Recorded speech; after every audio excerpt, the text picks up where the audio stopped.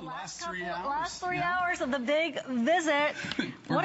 And you know what's really day. cool? We got so many really new and different things that people haven't seen. So I think that's always really kind of the reward for hanging in there. Hanging in there. Well, you know, yesterday, Jay's Today Special sold out in record time. And then throughout the entire day, things just kept selling out, selling out, selling out. So everyone used their willpower and saved things just for this 3 hours, including this. This is blue lace agate, known as the peace stone.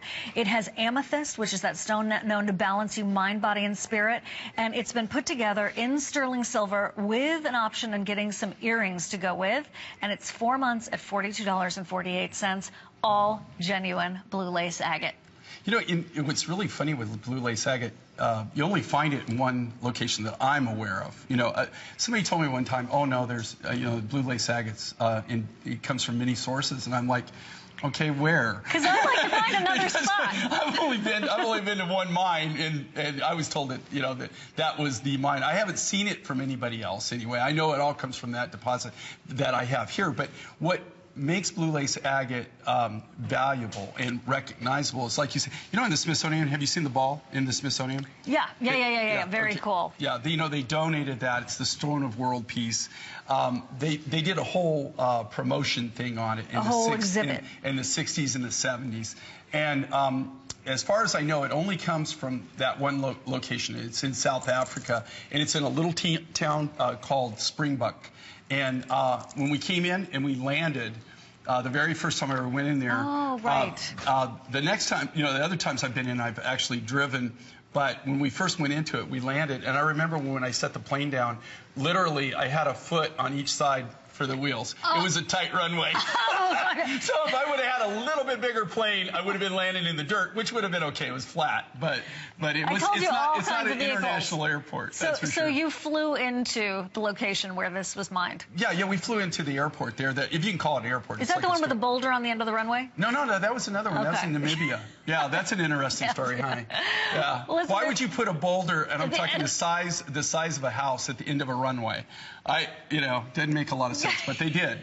There's 255 of these left. The blue in this is like the blue mist of a sky over Arizona, over the Tucson mountains there. When you put this on and you're pairing it up with that amethyst, which again is that stone that's known as the bishop stone, it's known to balance your mind, body, and spirit. And then you've got really what looks like an Art Deco design in that sterling silver.